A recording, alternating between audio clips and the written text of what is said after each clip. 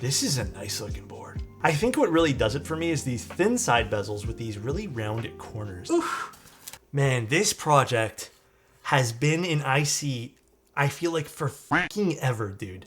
If this kind of looks familiar to you, I mean, the universe, I believe, was inspired by this. It is gorgeous. It's a different layout for sure, but it is just like, it's a 7, here, I'll read you guys some of the specs. There's the PAL, look at that. Even that, like that stepped thing on the back just looks beautiful.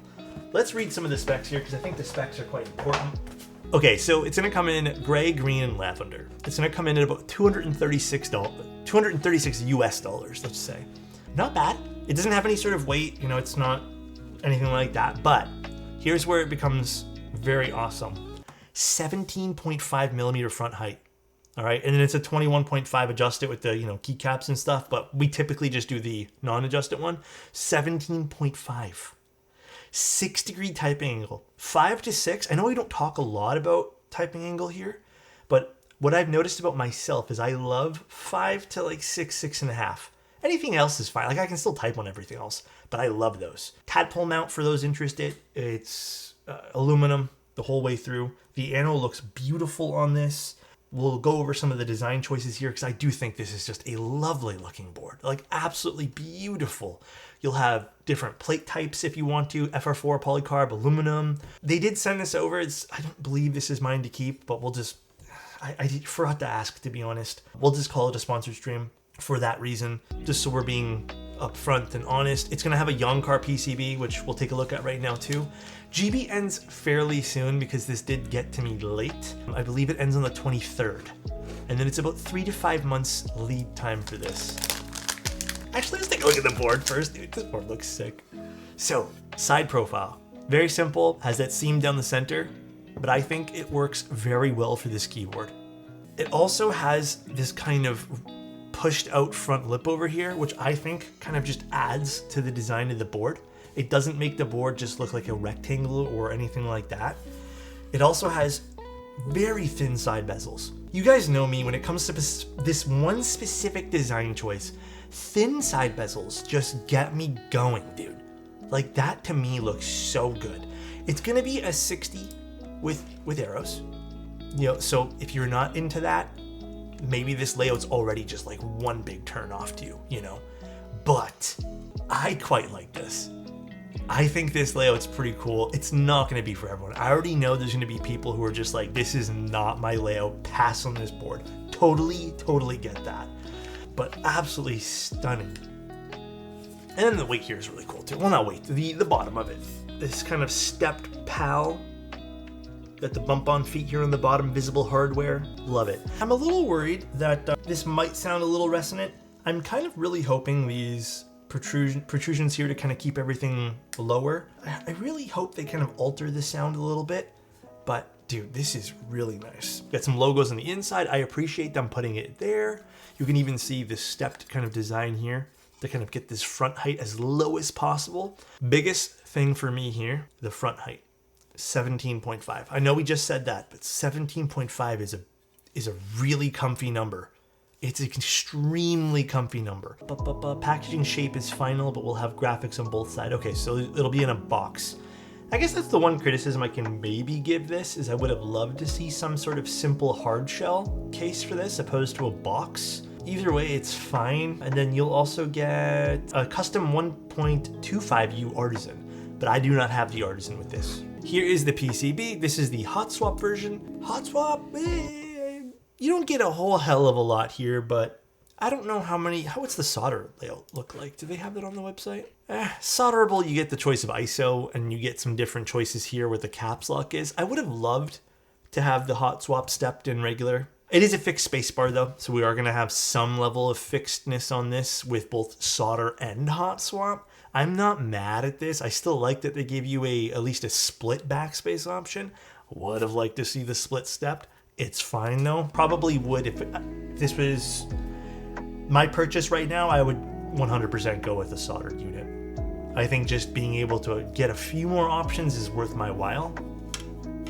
But it's a 1.6mm PCB, can't complain. All right, dyed Nixie's looking absolutely sick on this.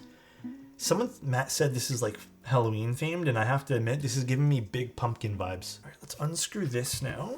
Ooh, I'm so excited for this board. I love this. This looks so good to me. It's just like flat and then has this stepped kind of logo here. I think it looks so sick. I thought they were red, not orange. I mean, they're orange. They're definitely more of like a blood orange though, for sure. I love how they did this too. I don't know if you guys can see this. I really appreciate this small detail here. So this is where the tadpoles are gonna sit, kind of on these like stepped, ridged base plates. A lot of little fun details in this board. For the size, the Rico packs a punch. It is such an amazing board for what it is. Okay, another little point of criticism here. I probably would have moved this tadpole to here. I think it's fine. It probably won't matter too much in the case of this spacebar. But just to be, for next time, it probably would have been a better positioning choice to go here. However, again, I'm not upset at this because there's still plenty of room in between this for the spacebar to kind of do its thing. But again, just to reiterate once more, I think here would have been a better choice for this particular tadpole. You can probably opt to not put any tadpole here, just nothing at all. Probably will still work just as good. The nice thing about using these non-adhesive items like this, but just as a talking out loud or thinking out loud type thing. Yeah, it's not a bad mounting point. It really isn't, but I think it probably would have been more cohesive to be right over here. I don't think it matters too much on tadpole. I appreciate this has a nice young car PCB. We do love young car. There's no daughter board with this, so we don't have to worry about it, but it does kind of slide into the back over here. And then these just sit on those little base plates like I showed you. And it looks like this has helped to help align things here too. And this is just gonna get kind of pushed in onto those tadpoles. Ooh la la. I think these screws might be too long for the front. You can see there's a bit of a gap happening there. No, it's not closing. It looks like it will close, but it looks like the screw might be a little too long. I think perhaps it needs one more screw right over here, or it needs to be screwed in, or these screws need to be shortened by just a smidge here. It's a little bit too big of a gap, so we need some sort of either washers to sit there. Yeah, okay, so yeah, I do think, I wonder if we just take out the two, probably bottom out though. There's a smidge of a gap that's happening here in the front of the case. I don't know if you guys can really tell. I can tell though. So I think what might need to happen is just another visible screw here. I don't think that would take away from this design at all, by the way. It's just putting another screw point here so this gap can sit flush. I don't think that would take away from the board one bit. I wonder though, because I think if we take away the Geon tadpoles, it'll bottom out because of how low this is. But it is a bit of a gap here. It could also just be that these two need to be clamped better. But I think one more in the center here would have really helped this board's case. Let's put some keycaps on it first, and then we can kind of explore by taking some of those off to see if the tadpoles are blocking. Oh, this looks... Hey, listen, my opinion, I think despite some things I would still want to see flushed out completely, like I would love to see this worked.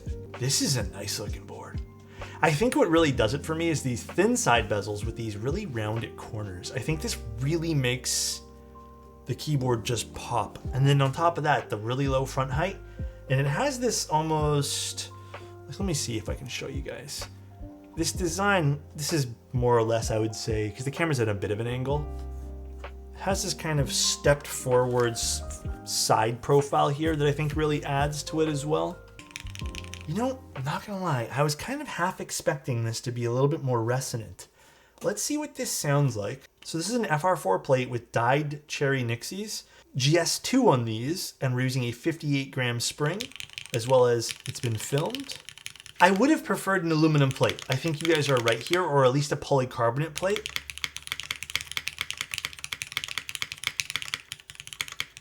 But I don't think the FR4 is bad at all here.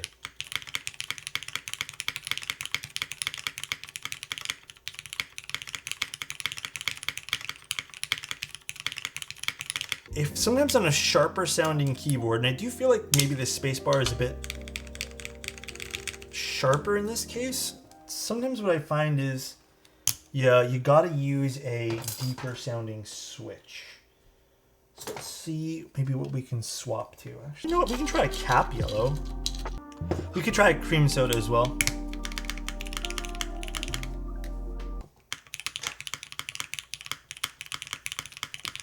Something louder. Do we want something to pop more? Ooh. Okay, the cream soda definitely sounds a lot better here.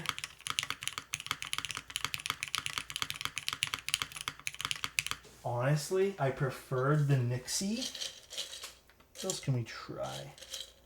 Some preference is gonna bleed into my opinion here right now, but I do think an aluminum plate would be outstanding with this. It would really bring some of the brighter notes back into this keyboard. The thing with FR4 plates is sometimes FR4 tends to have that middle ground of it wants to be loud, but it also wants to have a neutral sound profile. And it ends up giving you this kind of like flat kind of curve in a way. I really think an aluminum plate would have knocked it out of the park here. I'm unsure if this will cause any issues with typing on the board. I don't think it will actually. But I mean, that's the fun part. We can experiment with this. This still has an issue with the screws being too short. Okay, actually, you know what? Okay, I'm gonna try finding some washers for this. Now that we've closed the gap here, obviously the screws are kind of sticking out, but now that we've closed the gap, like, I feel like the spacebar sounds different now.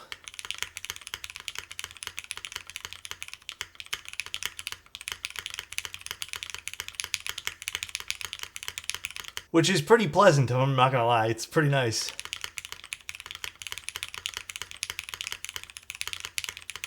Like, this kind of brings it back to life, which I prefer. Let's put back the Nixie and see how that sounds. All right, this is making me a bit more confident in this now.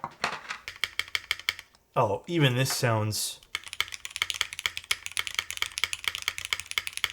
Ooh, the Nixie's bright on this. I do think we should stick to this particular switch, but it's an FR4 plate. Okay, the spacebar sounds much better. It does seem like the major issue here seems to be the screws need to be shortened. If we can fix all of that, and potentially one more screw in the center. So I will duly note this to them for their prototype. Crazy the difference that makes. Part of the reason why we do these streams too, right?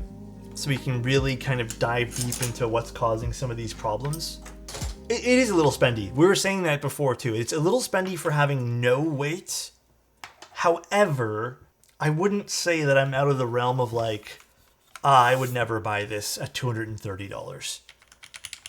Because I think what it has to offer, because if you're going to charge a lot for your product, I want it to at least have a feature or just something that none of the other boards have. And I think what that might be here, or what that really for me is here, is how often do you see front heights like this? Crazy the difference though, that just making sure the case is fully seated works, huh? But I like the layout. Layout's good. The design is good. I would love to see this maybe priced down to about $200 as opposed to $230. But if this comes with an artisan as well as, you know, has a good quality PCB inside, obviously this particular prototype is a bad example of doing that, but Yonkar usually nails it with everything. For what it is, it has a good sound profile now. I do think I would prefer an aluminum plate. Much prefer it over the FR4. So if you guys are purchasing this in the future, the alu plate is alu or polycarbonate. I would go with either one of the two. I would not go with FR4. Actually, Protozoa just said that they double checked the rest of the prototypes for a gap, and it might just be an issue, they said, with this particular unit. Either we got sent the wrong screws or the manufacturer didn't drill this enough. But they're gonna double check, and they just got me back. They just got back with feedback, which is great. Ultimately though, I'm gonna let them know our feedback here today. I think that's valuable feedback that everyone gave for this. Still a cool project. I've been waiting for this to come out for a while. Would have loved to demo the RGB kind of accent here, but it's a sharp looking keyboard with a fun layout. Corners, everything just feels so good about this design. I love it. It's great. Love this, love this, love this. Bye everybody.